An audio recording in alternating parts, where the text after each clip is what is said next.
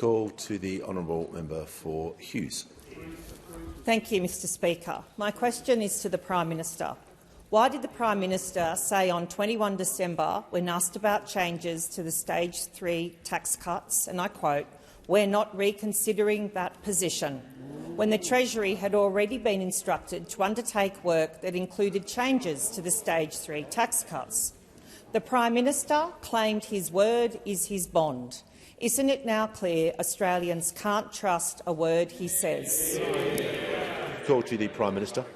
Thanks very much, Mr Speaker. I assume that the member who asked the question is voting against our plan. That's right. I assume, because unless she is going to vote against the plan that we have put forward, then what we have just seen is just all about wind. All about wind, all about hypocrisy. Members on my left. Because we changed our position through a proper cabinet process. I know that those opposite don't recognise what a proper cabinet process might look like, because they became, the longer they were in office, more and more dysfunctional. The manager of They allowed themselves to have a cabinet committee with one member on it. One member on it. They sat back and allowed, and the former Deputy Prime Minister has said that he was aware of the former Prime Minister holding multiple portfolios. And Order. The member for Riverina will cease interjecting. The member for Riverina will cease interjecting. The member for Hughes on a point of order. Point of order, Mr Speaker. The question was quite clear.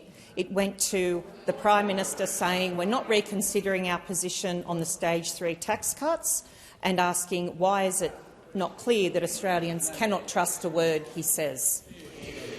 That last part of the question is pretty broad in terms of the actual hook of the question.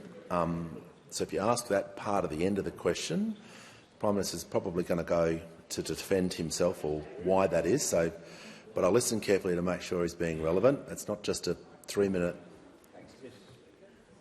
The Prime Minister has the call.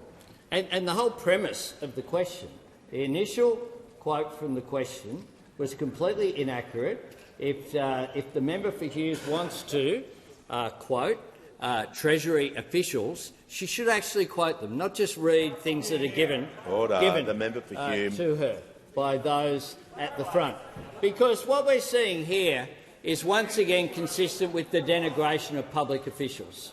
What we have done is lift up the public service, and I have said, as I spoke about on the 7:30 report, as I spoke about in other interviews on multiple occasions, I want a public service that comes up with ideas. I want a public service that uses the fullness of its capacity, that's valued and respected and makes a contribution to public life in this country. And that is what the Treasury official indicated in the evidence that she gave on Monday, because we value the public service. Those opposite denigrate it. Now, what we have done is have a change of position. We put it through our cabinet. I announced it at the National Press Club. Those opposite are yet to explain why it is. If that change of position was so bad, they have changed their position in order to vote for it. If they're fair income, they will have to not just vote against this plan, but roll it back as well, because we know that that is really what they want to do.